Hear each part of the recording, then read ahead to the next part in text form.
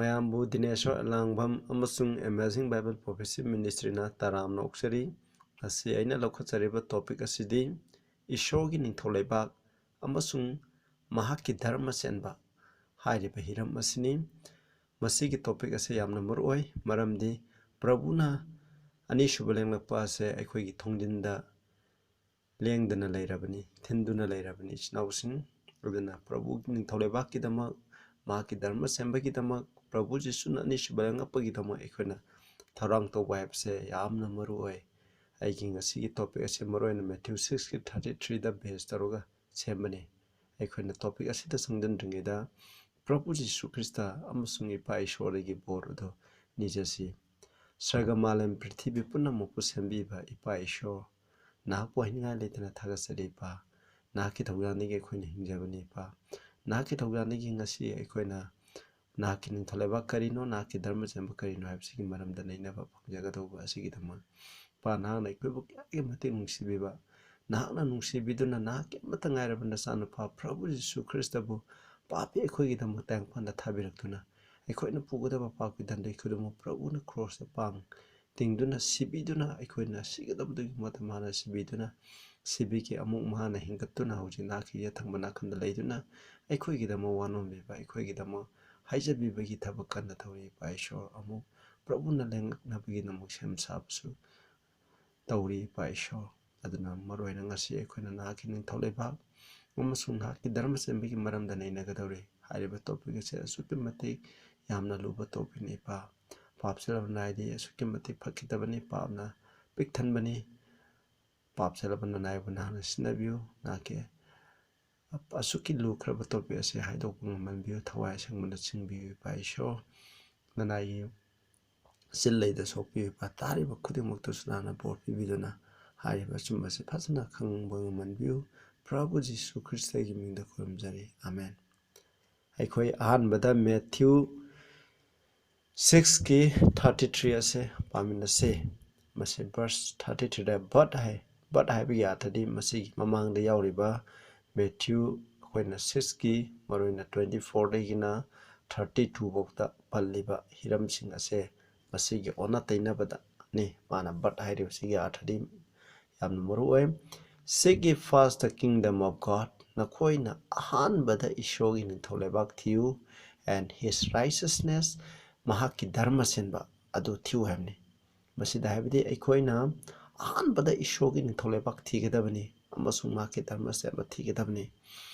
ꯑꯗꯨꯒꯤ ꯃꯇꯨꯡꯗ and all these things shall be added unto you. ꯑꯗꯨꯒ ꯍꯥꯏꯔꯤꯕ ꯍꯤꯔꯝ ꯄꯨꯝꯅꯃꯛꯁꯤꯡ ꯑꯁꯦ ꯅꯈꯣꯏꯗ ꯍꯥꯞꯆꯤꯟꯕꯤꯒꯅꯤ ꯍꯥꯏꯕꯅꯤ꯫ ꯃꯁꯤꯗ all these things ꯍꯥꯏꯔꯤꯕꯁꯦ ꯀꯔꯤꯅꯣ ꯍꯥꯏꯀꯥꯟꯗ ꯑꯩꯅ ꯉꯁꯥꯏ ꯄꯟꯖꯈ꯭ꯔꯕ ꯃꯦꯊ꯭ꯌꯨ 6:24ꯗꯩꯅ 32ꯗ, ꯃꯔꯨꯑꯣꯏꯅ 24ꯗ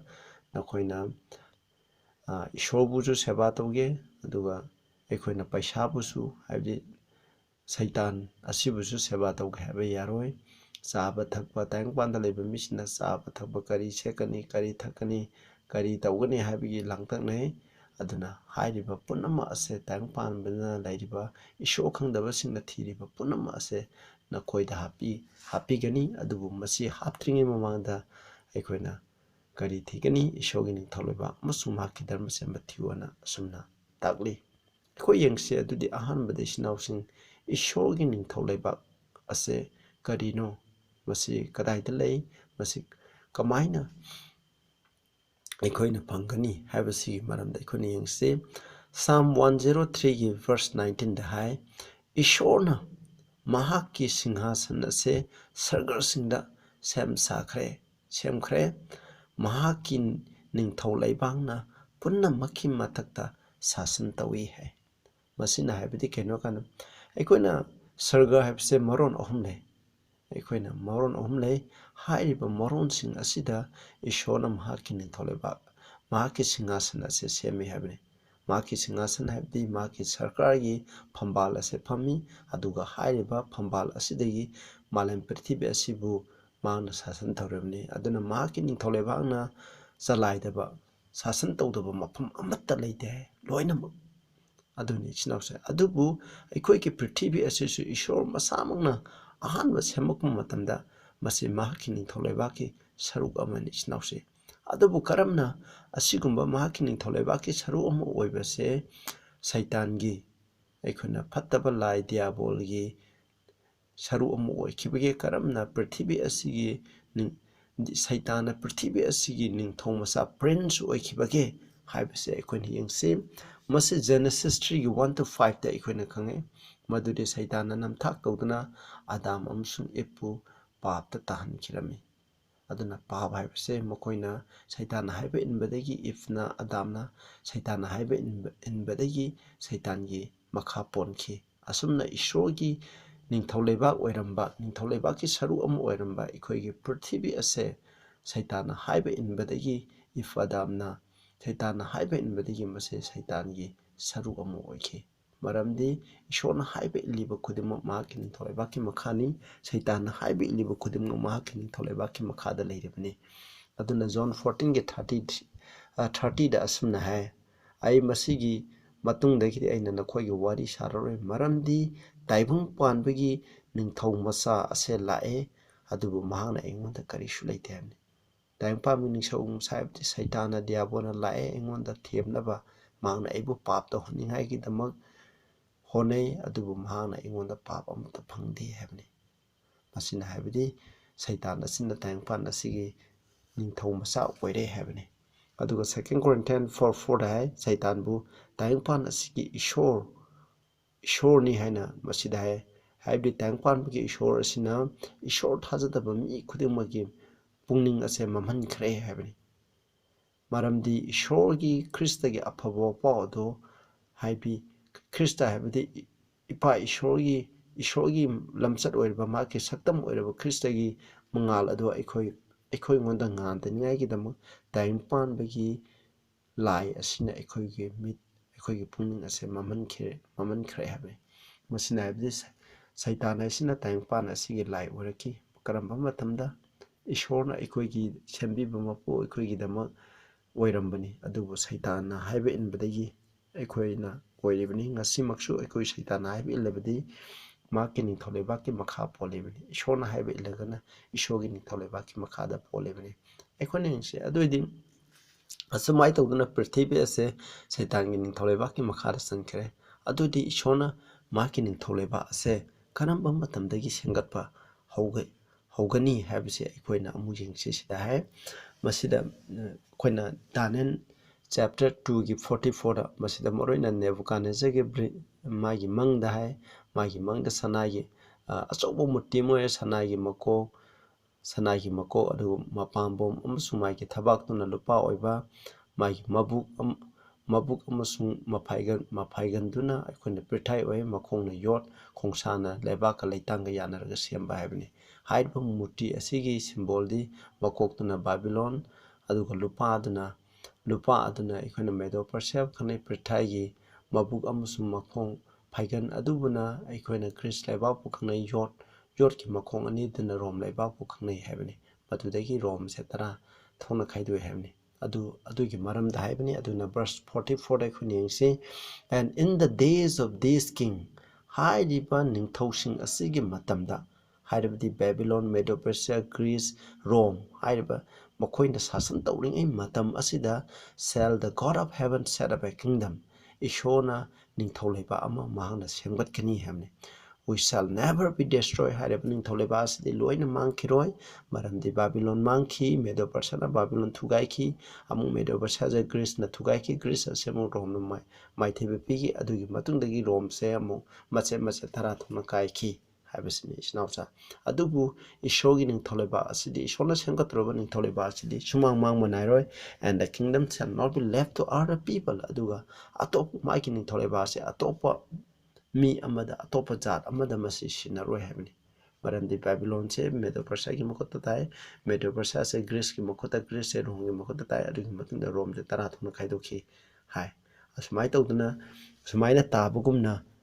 Ishworgi ningthau leiba ase kanaguba amaki makota taroi kanai makota tagani habda but it shall break in pieces and consume all this kingdom adubu Ishworgi ningthau leiba asina masigi ningthau leibak sing ase loina mache tana kaigini habni maramdi hairiba mutri aduda koi miyoibigi khunna kaktaba nung amana taraga hairiba mutti je macet macet tana thukai kuni hairiba taraiba nung ado madubu prabhuna nisuba lakpani aduna hairiba nung aduna prithibi punba thamba chingjao amu oike hairiba nung adubuni ishorgi ningtholeba haibse aduna ishorgi ningtholeba ase lakpa matamda kaidoba hairiba leibak sing ase loina macet macet tagani hamne and it shall stand forever masi matam khudimaki oina lepkani hamne aduna masina asidagi akoina mek chena khangi madudi kaidoge matamda asiguman koina Babylon gi matam Babylon haibe ki mai gi matam se yam kare koina Genesis 11 de bo matam de masi Babylon le ba se kanana hudu ni morok na hudu kimni haibu matam adu de gi horaga masi hamni haibadi miyo bane hek lai khatta ki ba hauba dagi horaga ifadam de gi matam de gi horaga ishrogi ni tholeba thawai yoiba ni tholeba ase shamgat pa hawi hamni masi adubu laktri masi lakti karamba matamda lakani haiba matamda ikoina haikre ma lakpu matamda prithibi se masa masa tana kaikini madudi prabhuna anisubalang lakpu matamda masi mapung phana oigini haibni adubu hairiba matam masidagi huji shamgat phahori huji chu magi ni tholebak se shamgat liba matam ni sinawsa aduga masi shamgat ni ngai kitama aija 9 6 7 da hai nakoida anga ama pokani masana pam pibigani mahaki sarkar se mahaki mapam mahaki soldier da mahaki mapam bom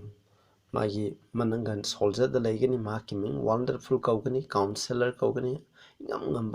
ngamba ishor lomba naideba ipa ingthabagi ningthong masa haina kaugani haine aduna mahaki ningtholebaki aroiba asi increase henkalakpa se masi loiba nairoi aduga ingtha tathaba asi loiba nairoi mahana kadaida laigini David ningthaugi magi phambal da phamgani habni and upon his kingdom David ki leiba adugi mahana to order it masibu salainaba to establish it with judgment with justice from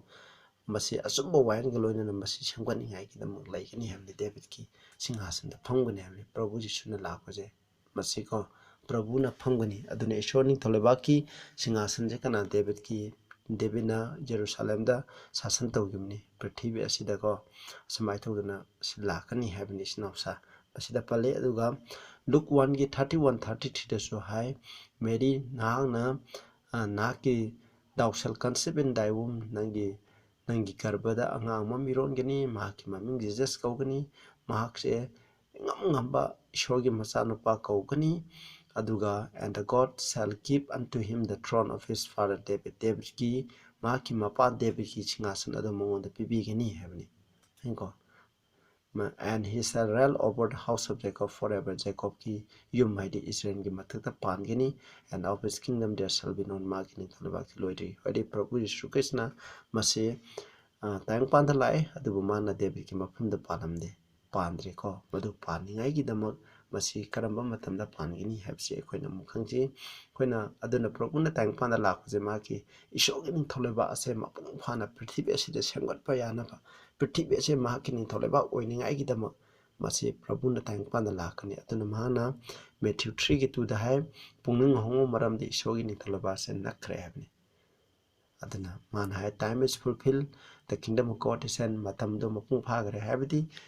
ishona haibi kiba ishona mahla kadabagi matam tangpan asida mahini thalaba sangin matam thungkhre aduna ishogi ni thalaba na puning hongo ishogi pawu sato hai kosmai tawdani sinawsa ishogi ni thalaba se krai de sembra hebra malam prithibi asida adubu Prabhu na laibaji Prabhu na sangat laibaji magi spiritual oibani literally oide oibadi natre spiritual ni masi ekhona Matthew 16 gi 28 jo hai man hai masi karama matamda mafum asida lebleba khara ana mi ge masano padu mahakini thalabakta lakpado utri phawa asiba nangoi habne masi ge maram ase kari ge maram dana masi transfiguration gi maram dana Prabhu na magi saglon onbado aduni saglon onbado habadi masi kaidawe matanda ma ishoklomi saktam makundu onbado masi tangpan asida karama matamda oikini mana ani shuma matamda lakpada oikini habaduni masini maduni snawsing 9:27 da hai Luke 9 gi adu ai paror hanjalagum se Matthew 21 gi 43 da asumna hai Matthew sing da hai Maram aduna aina nakoida hari Ishworgi ningthau leibak ase nakoidagi lauthokhragani jiu nakoidagi lauthokhragani atuga hena mahai yanggadaba jati amada pigni masina habidi jiu sing asida Ishworgi ningthau leibak ase sengatpa Ishworgi ningthau leibak ase jiu sing asida sinaduna lai karam jiu sing Ishorna haibe ba mising Abraham hairo koina Abraham matang Jacob Israel adagi David maki Ishorna haibe ba sing ase masida Ishworgi ningthau leibak ase Jerusalem da center oiraga mase asmai todana makoi Jew sing adu da sinaduna lakneba koina spiritual thawai gi oiba ningthau leibak ase sinawsing adubu Ishorna haibdi nakoi de lauthokkragni maramdi nakoi makoi je Ishorna haibe inkideba Prabhu Jesu Christa bu kanbi makune hana thajagide adugi mata Prabhu Jesu Christa bu makoina costa pangtingduna haleba adu matamdagidi Ishworgi ningthau leibak ase kanada sinagre haiba matamda aikuna seboksin aduda sinagreba seboksin magi ado maduni sinawsa asmai tona Ishworgi ningthau leibak thawai gi oiba spiritual gospel ase thangpanda Prabhuna lakpada semgatpa lakpani masi literal de laktri koina hayeng ugani yengsi Matthew 12 ki 34 da hai aduga Jesus na ka when Jesus saw that hiding masai young ruler dana yamna hisina pakhum khumbudu uba matamda mahana mangunda hai thou are not far from the kingdom of God na Ishworgi ningthau leibak tagi laptare habni no man after that adugi matunda mi kanamtana mangunda question hangbagi thongna laikidre hai haibdi masida nangna Ishworgi ningthau leibak tagi lapkhidre haiba tarabdi kaino khanda mahana yamna pakhum haina kamai tawdana ꯑꯩꯈꯣꯏꯅ ꯀꯃꯥꯏꯅ ꯑꯔꯥꯡ ꯈꯨꯕꯝ ꯐꯪꯒꯅꯤ ꯍꯥꯏꯕ ꯃꯇꯝꯗ ꯃꯥꯅ ꯏꯁꯣꯔꯒꯤ ꯌꯥꯊꯪꯁꯤꯡ ꯑꯁꯤ ꯀꯔꯤꯅꯣ ꯍꯥꯏꯕ ꯃꯇꯝꯗ ꯃꯥꯅ ꯐꯖꯅ ꯈꯨꯝꯕꯗꯅꯦꯕ ꯑꯗꯨꯅ ꯑꯩꯈꯣꯏꯅ ꯅꯈꯣꯏꯒꯤ ꯏꯁꯣꯔꯃꯛꯄꯨ ꯊꯋꯥꯏꯃꯛꯅ ꯅꯨꯡꯁꯤꯒꯗꯕꯅꯤ ꯑꯗꯨ ꯇꯧꯒꯗꯕꯅꯤ ꯍꯥꯏꯕ ꯏꯁꯣꯔꯒꯤ ꯌꯥꯊꯪꯁꯤꯡ ꯑꯁꯦ ꯑꯩꯅ ꯁꯤꯉꯥꯏ ꯏꯁꯣꯔꯒꯤ ꯅꯤꯡꯊꯧ ꯂꯩꯕꯥꯛꯇ ꯆꯠꯂꯗꯤ ꯀꯃꯥꯏꯅ ꯇꯧꯒꯅꯤ ꯍꯥꯏꯕ ꯑꯁꯤꯅꯆꯤꯡꯕ ꯑꯗꯨꯒꯤ ꯃꯔꯝꯗꯅꯦꯕ ꯑꯩꯈꯣꯏꯅ ꯏꯁꯣꯔꯒꯤ ꯑꯆꯨꯝꯕ ꯕꯥꯏꯕꯜꯅ ꯍꯥꯏꯕ ꯑꯁꯤꯒꯤ ꯃꯇꯨꯡꯗ ꯆꯠꯂꯕ ꯏꯁꯣꯔꯅ ꯄ꯭ꯔꯚꯨꯅ ꯍꯥꯏꯕꯗꯨꯒꯤ ꯃꯇꯨꯡꯏꯟꯅ ꯆꯠꯄ ꯇꯥꯔꯗꯤ ꯑꯩꯈꯣꯏꯁꯦ ꯏꯁꯣꯔꯒꯤ ꯅꯤꯡꯊꯧ ꯂꯩꯕꯥꯛꯇꯒꯤ ꯑꯩꯈꯣꯏ ꯂꯥꯞꯇꯔꯦ ꯏꯁꯣꯔꯒꯤ ꯅꯤꯡꯊꯧ ꯂꯩꯕꯥꯛꯇꯣ ꯑꯩꯈꯣꯏ ꯅꯪ ꯑꯩꯉꯣꯟꯗ ꯏꯁꯣꯔꯒꯤ ꯅꯤꯡꯊꯧ ꯂꯩꯕꯥꯛꯇꯣ ꯂꯩ ꯍꯥꯏꯔꯤꯕꯅꯤ ꯏꯁꯣꯔꯅ ꯍꯥꯏꯕ ꯏꯟꯕ ꯃꯤꯄꯨꯝ ꯈꯨꯗꯤꯡꯃꯛꯇ ꯏꯁꯣꯔꯒꯤ ꯅꯤꯡꯊꯧ ꯂꯩꯕꯥꯛꯁꯦ ꯃꯈꯣꯏꯒꯤ ꯊꯃꯣꯏꯗ ꯂꯩ ꯍꯥꯏꯕꯁꯤꯅꯤ 17:21 Luke 17:21 the high Neither shall they say, Lo here, Ishworgi ningthau leibakti sida lay, aduda lay haigadamde for the behold the kingdom of God is within you. Ishworgi ningthau leibakti nakhoi marakta lay hamni. Ishworgi ningthau asini asina Jerusalem ni aduni asidani adadani habdo adu nate. Ishworgi ningthau leibakti nakhoi marakta lay, nakhoi marakta haidi ekoina masina haibigi athadi ekoina Ishorna haibe inba taradi Ishworgi ningthau leibakse ekoida lay hamni. Nang aingonda churchta Ishworgi ningthau leibakse lay thawai gi oiba ningthau leibakse aikoini lay koisu Ishorna haibe insi habsini aduga Luke 13:20 ga 9 da so asumna hai roiba matamdani mana they shall come from the east mana nongchuptagi lakani nongpoktagi nongchuptagi adiga north khadagi awangdagi shall sit down in the kingdom of God Ishworgi ningthau haidi prithvi gi kasin mari dagi Ishorna haiba inba mishing ado laklaga Ishworgi ningthau leibakta phangani habni aduna Ishworgi ningthau leibakse karamba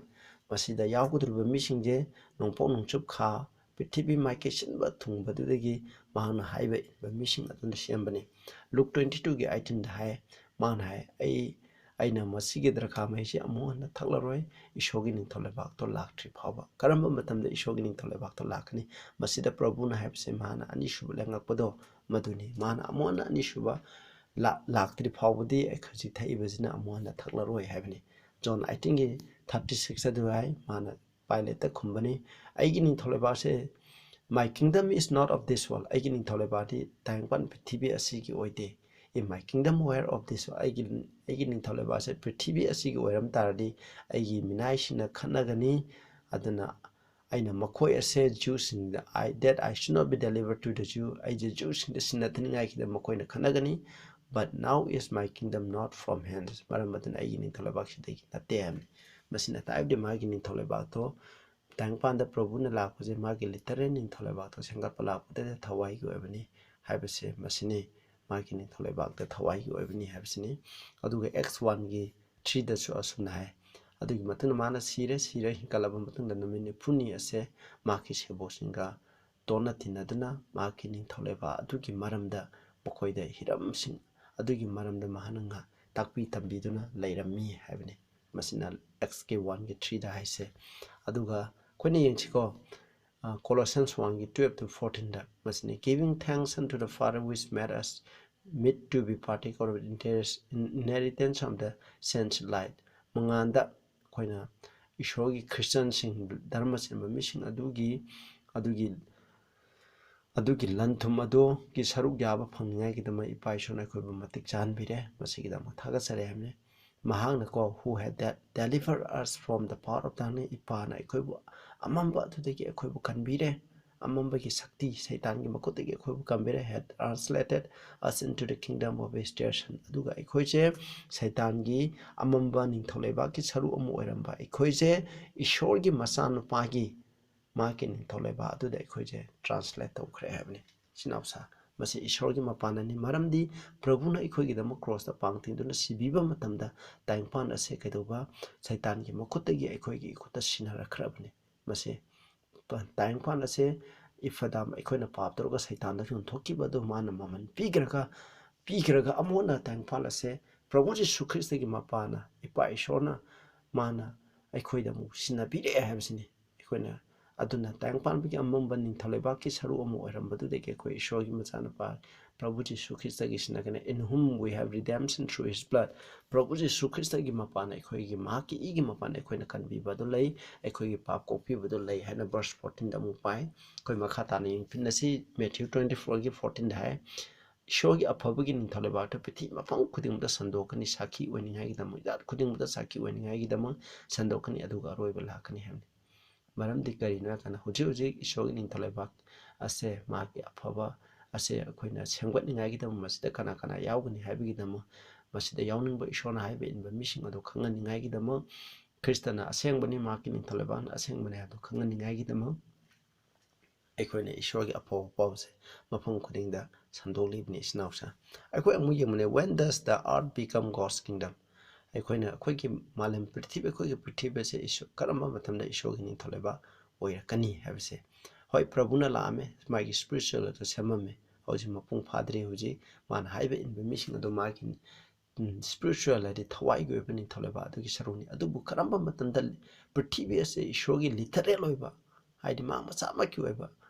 ꯃꯁꯦ ꯅꯤꯡꯊꯧ ꯂꯩꯕꯥꯛ ꯑꯣꯏꯒꯅꯤ ꯍꯥꯏꯕ ꯃꯇꯝꯗ ꯑꯩꯈꯣꯏ ꯌꯦꯡꯃꯤꯟꯅꯁꯤ ꯉꯁꯥꯏꯁꯨ ꯈꯔꯗꯤ ꯍꯥꯏꯖꯈ꯭ꯔꯦ 2 Timothy 4ꯒꯤ 1ꯗ ꯑꯗꯨꯅ I charge thee therefore before God ꯑꯩꯅ ꯏꯁꯣꯔꯒꯤ ꯃꯃꯥꯡꯗ ꯅꯪꯗ ꯁꯤꯟꯊꯥ ꯑꯁꯤ scenery and the Lord Jesus Christ ꯏꯁꯣꯔ ꯄ꯭ꯔꯚꯨ ꯖꯤꯁꯨ ꯈ꯭ꯔꯤꯁꯇꯒꯤ ꯃꯃꯥꯡꯗ who shall just the quick and the dead at his appearing ꯄ꯭ꯔꯚꯨꯅ ꯑꯅꯤꯁꯨꯕ ꯂꯦꯡꯉꯛꯄ ꯃꯇꯝꯗ ꯑꯍꯤꯡꯕ ꯑꯃꯁꯨꯡ ꯑꯁꯤꯕꯁꯤꯡꯕꯨ ꯃꯥꯅ ꯋꯥꯍꯟꯒꯅꯤ and his kingdom ꯍꯥꯏꯀꯣ ꯃꯍꯥꯛꯀꯤ ꯅꯤꯡꯊꯧ ꯂꯩꯕꯥꯛ ꯑꯗꯨꯅ ꯄ꯭ꯔꯚꯨ ꯖꯤꯁꯨ ꯈ꯭ꯔꯤꯁꯇꯅ ꯑꯅꯤꯁꯨꯕ ꯂꯥꯛꯄ ꯃꯇꯝꯗ ꯃꯍꯥꯛꯀꯤ ꯅꯤꯡꯊꯧ ꯂꯩꯕꯥꯛ ꯑꯗꯨ ꯂꯥꯛꯀꯅꯤ ꯍꯥꯏꯕꯅꯤ ꯄ꯭ꯔꯚꯨꯅ ꯑꯅꯤꯁꯨꯕ ꯂꯥꯛꯄ ꯃꯇꯝꯗ ꯑꯩꯈꯣꯏ ꯃꯥꯂꯦꯝ ꯄ꯭ꯔꯤꯊꯤꯕꯤꯁꯦ ꯃꯥꯒꯤ ꯑꯁꯦꯡꯕ ꯂꯤꯊꯔꯦꯟ ꯃꯥꯒꯤ ꯅꯤꯡꯊꯧ ꯂꯩꯕꯥꯛ ꯑꯗꯨ ꯑꯣꯏꯒꯅꯤ ꯍꯥꯏ Matthew 11ꯒꯤ 31ꯗꯁꯨ ꯏꯁꯣꯔꯒꯤ ꯃꯤꯒꯤ ꯃꯆꯥꯅꯨꯄꯥ ꯑꯁꯤꯅ ꯃꯍꯥꯛꯀꯤ ꯁꯒꯗꯨꯁꯤꯡ ꯑꯗꯨꯒ ꯂꯣꯏꯅꯅ ꯂꯥꯛꯀꯅꯤ ꯑꯗꯨꯒ ꯁꯤꯗ ꯍꯥꯏ ꯑꯗꯨꯒ ꯃꯍꯥꯛꯀꯤ ꯅꯤꯡꯊꯧ ꯂꯩꯕꯥꯛꯇꯒꯤ ꯈꯨꯗꯤ ꯊꯤꯒꯗꯕ ꯄꯥꯞ ꯇꯧꯕ ꯃꯈꯩꯀꯣ ꯂꯣꯏꯅ ꯈꯟꯊꯣꯛꯈꯤꯒꯅꯤ ꯍꯥꯏ ꯄ꯭ꯔꯚꯨꯅ ꯑꯅꯤꯁꯨꯕ ꯂꯥꯛꯄ ꯃꯇꯝꯗ ꯂꯣꯏꯅ ꯈꯟꯊꯣꯛꯈ꯭ꯔꯒꯅꯤ ꯃꯈꯣꯏ ꯑꯗꯨꯅ ꯄꯥꯞ ꯇꯧꯕ ꯃꯤꯁꯤꯡ ꯑꯗꯨꯅ ꯃꯩꯒꯤ ꯀꯣꯝꯗ ꯂꯪꯊꯔꯒꯅꯤ ꯃꯈꯣꯏ ꯃꯐꯝ ꯑꯗꯨꯗ ꯃꯈꯣꯏꯅ ꯃꯌꯥ ꯀꯗꯛ ꯆꯦꯛꯑꯒ ꯃꯈꯣꯏꯅ ꯇꯦꯡꯊꯥꯗꯨꯅ ꯂꯩꯒꯅꯤ ꯍꯥꯏ 43ꯗ ꯍꯥꯏ ꯑꯗꯨꯒ ꯑꯗꯨꯒꯤ ꯃꯇꯨꯡꯗ ꯙꯔꯃ ꯆꯦꯟꯕꯁꯤꯡ ꯑꯁꯤꯅ ꯃꯍꯥꯛꯀꯤ ꯅꯤꯡꯊꯧ ꯂꯩꯕꯥꯛꯇ ꯃꯄꯥꯒꯤ ꯅꯤꯡꯊꯧ ꯂꯩꯕꯥꯛꯇ ꯅꯨꯃꯤꯠꯀꯨꯝꯅ ꯉꯥꯟꯒꯅꯤ ꯍꯥꯏꯕꯅꯤ ꯑꯗꯨꯅ ꯃꯅꯥꯀꯣꯡ ꯄꯥꯝꯕ ꯃꯤꯁꯤꯡ ꯑꯗꯨꯅ ꯇꯥꯁꯅꯨ ꯍꯥꯏꯕꯅꯤ ꯃꯁꯤꯅ ꯍꯥꯏꯕꯗꯤ ꯀꯩꯅꯣ ꯄ꯭ꯔꯚꯨꯅ ꯑꯅꯤꯁꯨꯕ ꯂꯥꯛꯄ ꯃꯇꯝꯗ ꯇꯥꯏꯪꯄꯥꯟꯗ ꯂꯩꯔꯤꯕ ꯐꯠꯇꯕ ꯃꯈꯩꯀꯣ ꯁꯩꯇꯥꯟꯒꯤ ꯃꯇꯨꯡꯏꯟꯅ ꯁꯩꯇꯥꯟꯒꯤ ꯅꯤꯡꯊꯧ ꯂꯩꯕꯥꯛꯀꯤ ꯃꯈꯥ ꯄꯣꯜꯂꯤꯕ ꯃꯤ ꯃꯈꯩꯁꯤ ꯂꯣꯏꯅ ꯃꯥꯡꯍꯟꯈ꯭ꯔꯅꯤ ꯃꯥꯡꯍꯟꯈ꯭ꯔꯕ ꯃꯇꯨꯡꯗ ꯀꯩꯗꯧꯕ ꯑꯗꯨꯅ ꯏꯁꯣꯔꯅ ꯍꯥꯏꯕ ꯏꯟꯕ ꯃꯤꯁꯤꯡ ꯑꯗꯣ ꯃꯍꯥꯛꯅ ꯀꯟꯕꯤꯈ꯭ꯔꯕ ꯃꯤꯁꯤꯡ ꯑꯗꯣ ꯃꯗꯨꯅ ꯑꯩꯈꯣꯏ ꯃꯥꯂꯦꯝ ꯄ꯭ꯔꯤꯊꯤꯕꯤ ꯑꯁꯤꯗ ꯑꯩꯈꯣꯏꯅ ꯃꯍꯥꯛꯀꯤ ꯅꯤꯡꯊꯧ ꯂꯩꯕꯥꯛ ꯑꯗꯣ ꯃꯄꯨꯡ ꯐꯥꯅ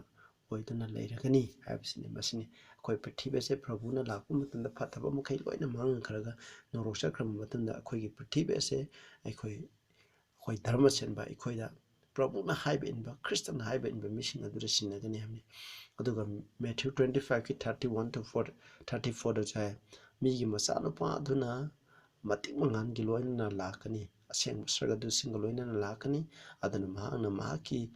ꯃꯇꯤꯛ ꯃꯉꯥꯟꯒꯤ ꯁꯤꯡꯍꯥꯁꯟ ꯃꯊꯛꯇ ꯐꯝꯒꯅꯤ ꯍꯥꯏꯕꯅꯤ ꯃꯍꯥꯛꯀꯤ ꯃꯃꯥꯡꯗ ꯄ꯭ꯔꯤꯊꯤꯕꯤꯗ ꯂꯩꯔꯤꯕ ꯖꯥꯠ ꯈꯨꯗꯤꯡꯃꯛ ꯃꯍꯥꯛꯀꯤ ꯃꯃꯥꯡꯗ ꯈꯣꯝꯖꯤꯟꯒꯅꯤ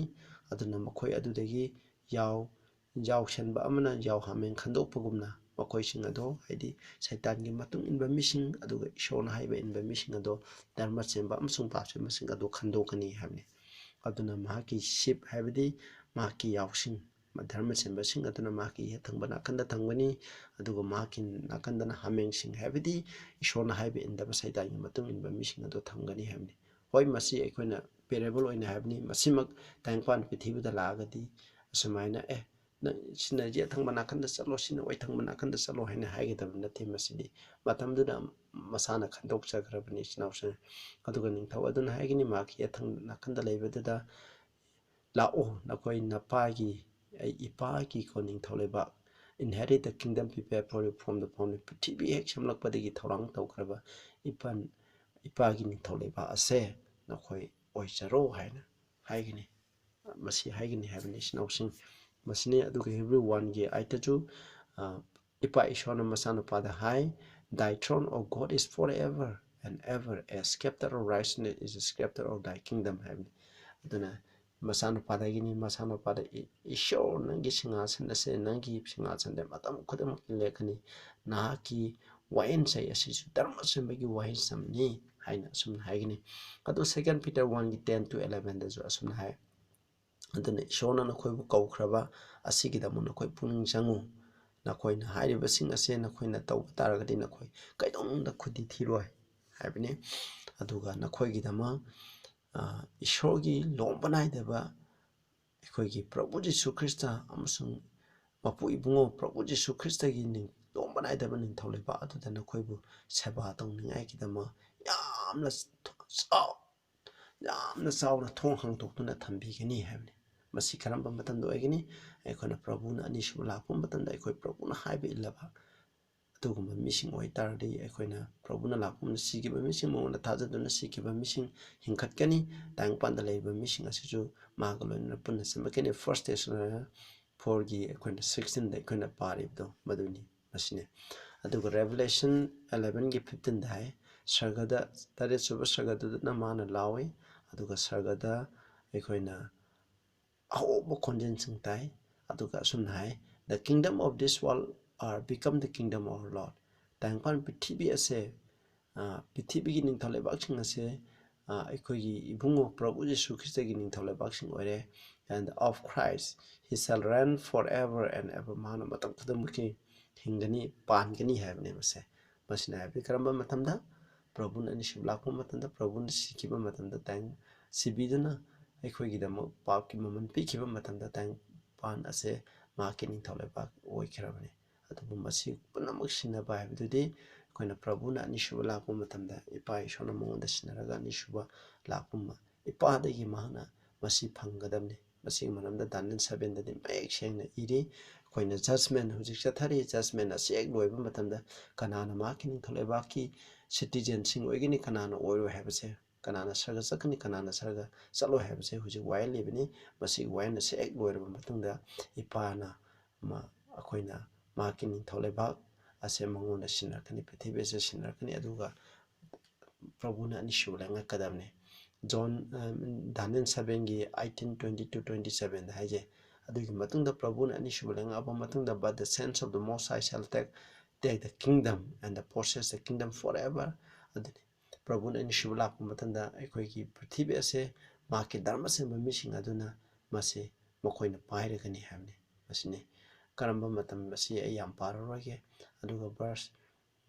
until the ancient of day came and the judgment was given to the saints of the Most High. The ancient of day by Shona Lakani, the judgment the Canada Sinagani, Wayan Bigi Tabakche, Shogi, Dharmasemba missing a little Sinagani Hamni. Adugo Matamato Lakre, Maramdi, Dharmasemba missing as in a marking Toleba, as a Pangadabu Matamato Lakre. The kingdom dominion and the greatness of the kingdom and the whole heavens Sergim Kadalay burning Toleba, dominant like Kudumase, Hidable marking missing at the Pibigini Hamni. Marking Toleba did Loiva Nairo having his notion. When I wrote down Chalase, marking Tolebaki, citizen a more with that Sangba Gunsing, Ado Kari no have say, Kuning say, some Nasamina says nothing, high protections in Oimana Pavio, Metifaki ten the Aduna, Dharma Senbaki Dama Awaba Nangiba missing the live of Pani Maredi, ꯃꯈꯣꯏ ꯁꯔꯒꯒꯤ ꯂꯩꯕꯥꯛ ꯑꯁꯤ ꯃꯈꯣꯏꯒꯤꯅꯤ ꯍꯥꯏꯕꯅꯤ ꯑꯗꯨꯅ ꯑꯍꯥꯟꯕꯗ ꯑꯩꯈꯣꯏꯅ ꯀꯩꯗꯧꯕ ꯙꯔꯃ ꯆꯦꯟꯕꯒꯤꯗꯃꯛ ꯑꯩꯈꯣꯏꯅ ꯑꯋꯥꯕ ꯈꯥꯡꯕ ꯄ꯭ꯔꯚꯨ ꯌꯤꯁꯨ ꯈ꯭ꯔꯤꯁꯇꯒꯤꯗꯃꯛ ꯑꯋꯥꯕ ꯈꯥꯡꯕ ꯉꯝꯕ ꯍꯥꯏꯕꯁꯦ ꯃꯁꯤ ꯀꯔꯤꯅꯣ ꯍꯥꯏꯕ ꯃꯇꯝꯗ ꯃꯍꯥꯛꯀꯤ ꯅꯤꯡꯊꯧ ꯂꯩꯕꯥꯛꯀꯤ ꯑꯩꯈꯣꯏꯅ ꯃꯥꯒꯤ ꯃꯒꯨꯟ ꯑꯃꯅꯤ ꯑꯗꯨꯒ ꯃꯦꯊ꯭ꯌꯨ 13:43 ꯍꯥꯏ Then shall the righteous shine forth as the sun in the kingdom of their father. ꯙꯔꯃ ꯆꯦꯟꯕ ꯃꯤꯁꯤꯡꯅ ꯏꯁꯣꯔꯒꯤ ꯅꯤꯡꯊꯧ ꯂꯩꯕꯥꯛꯇ ꯅꯨꯃꯤꯠ ꯀꯨꯝꯅ ꯉꯥꯟꯒꯅꯤ ꯍꯥꯏ ꯑꯗꯨꯅ ꯏꯁꯣꯔꯒꯤ ꯁꯤꯇꯤꯖꯟ ꯑꯃ ꯑꯣꯏꯒꯗꯔꯦ ꯑꯩꯈꯣꯏ ꯙꯔꯃ ꯆꯦꯟꯕ ꯑꯣꯏꯒꯗꯕꯅꯤ ꯙꯔꯃ ꯆꯦꯟꯕ ꯍꯥꯏꯕꯗꯤ ꯄꯥꯞ ꯌꯥꯎꯗꯕ ꯄꯥꯄꯤ ꯑꯣꯏꯗꯕ ꯄꯥꯞ ꯇꯧꯗꯕ ꯄꯨꯟꯁꯤ ꯑꯃ ꯍꯤꯡꯒꯗꯕꯅꯤ ꯑꯗꯨ ꯑꯣꯏꯇꯥꯔꯗꯤ ꯑꯩꯈꯣꯏ ꯏꯁꯣꯔꯒꯤ ꯅꯤꯡꯊꯧ ꯂꯩꯕꯥꯛꯀꯤ ꯁꯤꯇꯤꯖꯟ ꯑꯃ ꯑꯣꯏꯒꯅꯤ ꯑꯩꯈꯣꯏꯅ ꯔꯣꯃꯥꯟꯁ 14:17 ꯍꯥꯏ ꯏꯁꯣꯔꯒꯤ ꯅꯤꯡꯊꯧ ꯂꯩꯕꯥꯛꯇꯤ ꯆꯥꯕ ꯊꯛꯄ ꯅꯠꯇꯦ ꯃꯁꯤꯗꯤ ꯙꯔꯃ ꯆꯦꯟꯕ ꯏꯪꯊ ꯇꯞꯊꯕ ꯊꯋꯥꯏ ꯑꯁꯦꯡꯕꯗ ꯍꯔꯥꯎꯕꯅꯤ ꯍꯥꯏ ꯃꯁꯤꯅꯤ ꯑꯩꯈꯣꯏꯅ ꯆꯥꯕ ꯊꯛꯄ ꯑꯁꯤꯅ ꯏꯁꯣꯔꯒꯤ ꯅꯤꯡꯊꯧ ꯂꯩꯕꯥꯛꯀꯤ ꯁꯔꯨꯛ ꯑꯃ ꯅꯠꯇꯦ ꯃꯁꯤꯗ ꯏꯁꯣꯔꯒꯤ ꯅꯤꯡꯊꯧ ꯂꯩꯕꯥꯛꯀꯤ ꯌꯥꯎꯒꯗꯕ ꯒꯨꯟꯗꯤ ꯙꯔꯃ ꯆꯦꯟꯕ ꯏꯪ ꯇꯞꯄ ꯊꯋꯥꯏ ꯑꯁꯦꯡꯕꯒꯤꯗ ꯍꯔꯥꯎꯕ ꯑꯁꯤꯅꯤ ꯑꯗꯩ ꯃꯊꯪꯗ ꯑꯩꯈꯣꯏꯅ ꯀꯅꯥꯅ ꯏꯁꯣꯔꯒꯤ ꯅꯤꯡꯊꯧ ꯂꯩꯕꯥꯛꯇ ꯆꯪꯂꯣꯏ ꯍꯥꯏꯕꯁꯦ 1 Corinthians 6:9-11 ꯅꯈꯣꯏꯅ ꯅꯣꯏ not that ꯅꯈꯣꯏꯅ ꯈꯪꯗꯕ꯭ꯔꯥ ꯃꯗꯨꯗꯤ ꯙꯔꯃ ꯆꯦꯟꯗꯕ ꯃꯤꯁꯤꯡꯅ ꯏꯁꯣꯔꯒꯤ ꯅꯤꯡꯊꯧ ꯂꯩꯕꯥꯛ ꯐꯪꯂꯣꯏ ꯍꯥꯏ ꯙꯔꯃ ꯆꯦꯟꯗꯕ ꯍꯥꯏꯕꯗꯤ ꯄꯥꯞ ꯇꯧꯕ ꯅꯪ ꯑꯩꯁꯨ ꯏꯆꯤꯟꯅꯥꯎꯁꯤꯡ ꯑꯩꯈꯣꯏꯅ ꯄꯥꯞ ꯇꯧꯅ ꯂꯩꯔꯕ ꯑꯗꯨ ꯑꯣꯏꯇꯥꯔꯗꯤ ꯑꯩꯈꯣꯏ ꯏꯁꯣꯔꯒꯤ ꯅꯤꯡꯊꯧ ꯂꯩꯕꯥꯛꯇ ꯆꯪꯕ ꯁꯨꯛꯐꯪ ꯐꯪꯉꯣꯏ ꯏꯆꯤꯟꯅꯥꯎꯁꯤꯡ Be not deceived ꯅꯈꯣꯏꯕꯨ ꯅꯝꯊꯥꯛ ꯇꯧꯍꯟꯒꯅꯨ neither ꯃꯁꯤꯗꯀꯣ fornicator ꯃꯤꯇꯨ ꯑꯩꯈꯣꯏꯅ ꯑꯣꯛꯇꯕ ꯅꯨꯄꯥ ꯅꯨꯄꯤ ꯂꯥꯟꯅꯕꯁꯤꯡ no idolater ꯂꯥꯏꯃꯨꯇꯤ ꯂꯥꯕꯁꯤꯡ adulterers ꯃꯁꯤꯅꯤ ꯅꯨꯄꯥ ꯅꯨꯄꯤ ꯂꯥꯟꯅꯕꯁꯤꯡ ꯃꯁꯤ ꯂꯩꯔꯦ nor effeminate ꯁꯥꯔꯝꯆꯠ ꯆꯠꯄꯁꯤꯡ nor abuser of themselves will make ꯅꯨꯄꯥ ꯍꯛꯇꯤꯟꯅꯕꯁꯤꯡ ꯅꯨꯄꯤ ꯍꯛꯇꯤꯟꯅꯕꯁꯤꯡ ꯑꯁꯤꯒꯨꯝꯕ ꯑꯣꯛꯇꯕ ꯊꯕꯛ ꯇꯧꯕꯁꯤꯡ nor thieves ꯍꯨꯔꯥꯟꯕꯁꯤꯡ nor covetous ꯀꯂꯛꯄ ꯃꯤꯍꯧꯕꯁꯤꯡ nor drunkards ꯌꯨ ꯉꯥꯎꯕꯁꯤꯡ ꯅꯤꯁꯥꯗ ꯂꯥꯏꯆꯨꯕꯁꯤꯡ nor reviler ꯃꯤꯕꯨ ꯊꯤꯅ ꯆꯩꯕ ꯑꯗꯨꯒ ꯋꯥꯉꯥꯡ ꯁꯉꯥꯡ ꯐꯖꯗꯕꯁꯤꯡ nor extortioner ꯍꯥꯏꯀꯣ ꯃꯤꯒꯤ ꯃꯔꯟ ꯃꯊꯨꯝ ꯅꯝꯖꯥ ꯅꯝꯊꯦꯛꯅꯕꯁꯤꯡ shall inherit the kingdom of God ꯏꯁꯣꯔꯒꯤ ꯅꯤꯡꯊꯧ ꯂꯩꯕꯥꯛꯇ ꯆꯠꯂꯣꯏ ꯑꯗꯨꯅ ꯅꯈꯣꯏꯁꯨ ꯑꯁꯤꯒꯨꯝꯕꯁꯤꯡ ꯑꯗꯨꯒꯤ ꯃꯔꯛꯇ ꯅꯈꯣꯏ ꯑꯣꯏꯔꯦ ꯑꯗꯨꯕꯨ ꯅꯈꯣꯏ ꯍꯧꯖꯤꯛꯇꯤ ꯆꯥꯝꯊꯣꯛꯈ꯭ꯔꯦ ꯍꯥꯏꯕꯗꯤ ꯑꯁꯤꯒꯨꯝꯕ ꯊꯕꯛꯁꯤꯡ ꯑꯁꯤ ꯇꯧꯗ꯭ꯔꯦ ꯀꯣꯔꯤꯟꯊꯤꯌꯟꯗ ꯍꯥꯏꯕꯅꯤꯀꯣ ꯑꯗꯨꯅ but ye are sanctified ꯅꯈꯣꯏ ꯁꯦꯡꯗꯣꯛꯈ꯭ꯔꯦ but ye are justified in the name of Lord Jesus Christ by the Spirit of our Lord ꯑꯩꯈꯣꯏꯒꯤ ꯏꯁꯣꯔꯒꯤ ꯊꯋꯥꯏꯒꯤ ꯃꯄꯥꯟꯅ ꯅꯈꯣꯏ ꯄ꯭ꯔꯚꯨ ꯌꯤꯁꯨ ꯈ꯭ꯔꯤꯁꯇꯒꯤ ꯃꯤꯡꯗ ꯅꯈꯣꯏ ꯆꯨꯝꯍꯟꯕꯤꯈ꯭ꯔꯦ ꯅꯈꯣꯏꯒꯤ ꯄꯥꯞ ꯀꯣꯛꯄꯤꯈ꯭ꯔꯦ ꯍꯥꯏꯕꯗꯤ ꯃꯔꯝꯗꯤ ꯅꯈꯣꯏ ꯀꯣꯔꯤꯟꯊꯤꯌꯟ ꯃꯤꯁꯤꯡꯁꯦ ꯑꯍꯥꯟꯕ ꯍꯨꯔꯥꯟꯕ ꯃꯤꯇꯨ ꯂꯥꯟꯅꯕ ꯑꯁꯤꯒꯨꯝꯕ ꯐꯠꯇꯕ ꯊꯕꯛꯁꯤꯡ ꯂꯣꯏꯅ ꯇꯧꯔꯝꯕꯅꯤ ꯑꯗꯨꯕꯨ ꯃꯈꯣꯏ ꯄ꯭ꯔꯚꯨ ꯌꯤꯁꯨ ꯈ꯭ꯔꯤꯁꯇꯉꯣꯟꯗ ꯊꯥꯖꯕꯒꯤ ꯃꯄꯥꯟꯅ ꯃꯁꯤ ꯂꯣꯏꯅꯃꯛ ꯊꯥꯗꯣꯛꯈ꯭ꯔꯦ ꯍꯥꯏꯕꯅꯤ ꯍꯧꯖꯤꯛ ꯀꯅꯥꯒꯨꯝꯕ ꯃꯤꯁꯤꯡꯅ ꯍꯥꯏꯔꯤ ꯑꯩꯈꯣꯏ ꯄ꯭ꯔꯚꯨ ꯌꯤꯁꯨ ꯈ꯭ꯔꯤꯁꯇꯉꯣꯟꯗ ꯊꯥꯖꯔꯗꯤ ꯑꯩꯈꯣꯏꯒꯤ ꯄꯥꯞ ꯂꯣꯏꯅ ꯀꯣꯛꯄꯤꯈ꯭ꯔꯦ ꯑꯗꯨꯅ ꯑꯩꯈꯣꯏ ꯍꯧꯖꯤꯛ ꯄꯥꯞ ꯇꯧꯔꯁꯨ ꯀꯔꯤꯁꯨ ꯀꯥꯏꯗꯦ ꯑꯗꯨꯝ ꯄ꯭ꯔꯚꯨꯅ ꯀꯣꯛꯄꯤꯒꯅꯤ ꯑꯩꯈꯣꯏ ꯆꯠꯀꯅꯤ ꯍꯥꯏ ꯃꯗꯨ ꯅꯠꯇꯦ ꯏꯆꯤꯟꯅꯥꯎꯁꯤꯡ ꯌꯥꯝ ꯂꯥꯜꯂꯕꯅꯤ ꯃꯗꯨ ꯍꯧꯖꯤꯛ ꯌꯦꯡꯉꯨ ꯁꯤꯗ ꯑꯩꯈꯣꯏ ꯀꯣꯔꯤꯟꯊꯤꯌꯟꯒꯤ ꯀꯥꯡꯕꯨꯁꯤꯡ ꯑꯁꯦ ꯏꯁꯣꯔꯅ ꯃꯈꯣꯏꯒꯤ ꯃꯤꯡꯗ ꯖꯁꯇꯤꯐꯥꯏ ꯇꯧꯕꯤꯈ꯭ꯔꯕꯅꯤ ꯍꯥꯏ ꯑꯗꯨꯕꯨ ꯇꯧꯈ꯭ꯔꯕꯅꯤꯅ ꯃꯈꯣꯏ ꯍꯥꯟꯅ ꯇꯧꯔꯝꯃꯤꯕ ꯃꯈꯣꯏꯅ ꯍꯧꯖꯤꯛ ꯇꯧꯔꯝꯃꯤꯕ ꯐꯠꯇꯕ ꯑꯣꯛꯇꯕ ꯂꯝꯆꯠ ꯁꯥꯖꯠꯁꯤꯗ ꯄꯜꯂꯤꯕ ꯃꯌꯥꯝ ꯑꯁꯦ ꯃꯈꯣꯏ ꯏꯁꯣꯔꯅ ꯃꯈꯣꯏ ꯄꯥꯞ ꯀꯣꯛꯄꯤꯈ꯭ꯔꯕ ꯃꯇꯨꯡꯗ ꯃꯈꯣꯏ ꯁꯦꯡꯗꯣꯛꯄꯤꯈ꯭ꯔꯕ ꯃꯇꯨꯡꯗ ꯍꯥꯏꯔꯤꯕꯁꯤꯡ ꯑꯁꯦ ꯇꯧꯗ꯭ꯔꯦꯕ ꯃꯈꯣꯏ ꯑꯗꯨꯅ ꯃꯈꯣꯏ ꯙꯔꯃ ꯏꯁꯣꯔꯒꯤ ꯅꯤꯡꯊꯧ ꯂꯩꯕꯥꯛ ꯁꯔꯨꯛ ꯐꯪꯒꯗꯕꯅꯤ ꯑꯩꯈꯣꯏꯁꯨ ꯃꯗꯨ ꯐꯪꯒꯗꯕꯅꯤ Galatians 5:19-21 ꯍꯥꯏ ꯍꯛꯆꯥꯡꯒꯤ ꯊꯕꯛ ꯇꯧꯕꯁꯤꯡ ꯑꯗꯨ ꯃꯁꯤꯅꯤ ꯃꯈꯣꯏꯗꯗꯤ adultery ꯂꯩꯔꯦ fornication uncleanness lasciviousness ꯍꯥꯏꯗꯤ ꯅꯨꯄꯥ ꯅꯨꯄꯤ ꯂꯥꯟꯅꯕ ꯐꯠꯇꯕ ꯃꯔꯝꯆꯠ ꯁꯦꯡꯗꯕ ꯂꯝꯆꯠ ꯁꯥꯖꯠ ꯂꯨꯗꯕꯁꯤꯡ ꯑꯗꯨ ꯍꯛꯆꯥꯡꯒꯤ ꯑꯅꯤꯡꯕ ꯑꯄꯥꯝꯕ ꯇꯧꯕꯁꯤꯡ idolatry ꯂꯥꯏꯃꯨꯇꯤ ꯋꯤꯆꯀ꯭ꯔꯥꯐꯁꯤꯡ ꯃꯥꯏꯕ ꯃꯥꯏꯕꯤ ꯄꯥꯟꯖꯤꯁꯤꯗ ꯊꯥꯖꯔꯤꯕ ꯃꯤꯁꯤꯡ ꯍꯦꯇ꯭ꯔꯦꯠ ꯇꯨꯀꯠꯆꯕ ꯕꯦꯔꯦꯟꯁ ꯃꯣꯠ ꯈꯦꯟꯅꯕ emulation ꯅꯋꯥꯡꯕ ꯔꯣꯠ ꯑꯁꯥꯎꯕ strife ꯑꯩꯈꯣꯏ ꯃꯔꯛꯇ ꯈꯠꯅꯕ sedition ꯃꯤꯕꯨ ꯁꯦꯔꯥꯟꯅꯆꯤꯡꯕ heresy ꯑꯔꯥꯟꯕ ꯇꯥꯛꯄꯤ ꯇꯝꯕꯤꯕꯁꯤꯡ envying ꯃꯤꯍꯧꯕ murderers ꯃꯤꯍꯥꯠꯄ drunkenness ꯌꯨ ꯉꯥꯎꯕꯁꯤꯡ ꯅꯤꯁꯥꯗ ꯂꯥꯏꯆꯨꯕꯁꯤꯡ reviling ꯑꯁꯤꯒꯨꯝꯕ ꯃꯤꯕꯨ ꯊꯤꯅ ꯆꯩꯕꯁꯤꯡ ꯑꯁꯦ as I have also told you in time past that ye which do such things shall not inherit the kingdom of God ꯑꯁꯤꯒꯨꯝꯕ ꯃꯤꯁꯤꯡ ꯑꯁꯤꯅ ꯏꯁꯣꯔꯒꯤ ꯅꯤꯡꯊꯧ ꯂꯩꯕꯥꯛꯇ ꯆꯠꯄ ꯐꯪꯉꯣꯏ ꯍꯥꯏ ꯑꯔꯣꯏꯕꯗ ꯑꯩꯈꯣꯏ ꯆꯪꯁꯤ for this also know that no whoremonger ꯍꯥꯏꯗꯤ ꯂꯝꯆꯠ ꯂꯨꯗꯕ ꯃꯤꯁꯤꯡ no unclean person ꯃꯁꯤꯁꯨ ꯃꯥꯒꯤ ꯃꯔꯝꯆꯠ ꯋꯥꯉꯥꯡ ꯁꯉꯥꯡ ꯂꯝꯆꯠ ꯁꯥꯖꯠꯁꯤꯡ ꯂꯨꯗꯕ ꯃꯤꯁꯤꯡ nor covetous man ꯃꯤꯍꯧꯕ ꯃꯤꯁꯤꯡ who is an idolater ꯃꯤꯍꯧꯕ ꯍꯥꯏꯕꯁꯦ ꯂꯥꯏꯃꯨꯇꯤ ꯂꯥꯕꯒ ꯆꯥꯡꯗꯝꯅꯩ had any inheritance in the kingdom of God and of God kingdom of Christ and of God ꯈ꯭ꯔꯤꯁꯇꯒꯤ ꯅꯤꯡꯊꯧ ꯂꯩꯕꯥꯛ ꯑꯃꯁꯨꯡ ꯏꯄꯥꯒꯤ ꯅꯤꯡꯊꯧ ꯂꯩꯕꯥꯛꯇ ꯑꯁꯤꯒꯨꯝꯕ ꯇꯧꯕ ꯃꯤꯁꯤꯡ ꯑꯝꯇ ꯆꯠꯂꯣ ꯍꯥꯏ ꯃꯁꯤꯅ ꯍꯥꯏꯔꯤꯕꯗꯤ ꯑꯩꯈꯣꯏꯅ ꯏꯁꯣꯔꯒꯤ ꯅꯤꯡꯊꯧ ꯂꯩꯕꯥꯛꯀꯤ ꯁꯤꯇꯤꯖꯟ ꯑꯃ ꯑꯣꯏꯒꯦ ꯍꯥꯏꯗꯤ ꯑꯩꯈꯣꯏꯅ ꯄꯥꯞ ꯇꯧꯕꯁꯦ ꯇꯣꯛꯀꯗꯕꯅꯤ पाप तौबा है ईश्वर की वाइन थंग थुगाइदुना लेरिबसे थोकदबनी मसी खुदिम कनागी मपाना ngमगनी प्रभु जीसु ख्रिस्ट ngोदा थाजदुना मांगोंदगी माकी इगी मपाना अखोगी पाप सांतोकपिदुना मांगना थौजान पिबिदुना थवाई असेंबा अखोइदा पिबिबदुनै मपाना प्रभुना अखोइदा लेबिबा अखोगी थमोइदा लेबिबा अदुगी मपाना हाइबा फत्तबा थबकसिंग असे थादोकगदमनी अदुदि असिगुम्बा फत्तबा थबक पाप तौबा तौदुना लेबा तारजे अखोइना ईश्वरगी निंगथौ लेबाकता सरुक याब सुफंग फंगलो हैबसिनि ताबिरिबा मियाम खुदिंदा ईश्वरना बोध पिबो ओइसनु अखोइ प्रार्थना तौसि सगदा लेबे इपा याम थागसरे अखोइना नाकी निंगथौ लेबा असिगी मरमदे अखोइना खरा नैनगरे करम्बा मतमदा लाकनि कमाइ तौगनि नाकी निंगथौ लेबादा कनाना सरुक यागनि धर्म चेंबा मिखतना नाकी निंगथौ लेबाकता लैगनि हैबसिगी मरमदा तमखरे अखोइना पाखरबा अखोइना खंखरबा खुदिंबा असिगी मतना चपन प्रभुगी थौजानगी मपाने अखोइना पाप खुदिंबा थादोक्तुना नाकी निंगथौ लेबाकता सरुक याब ngamba नुपा नुपी हैबदु ओहनबियु प्रभु यीशु ख्रिस्ट की मिंदा खुरुमजरी आमेन।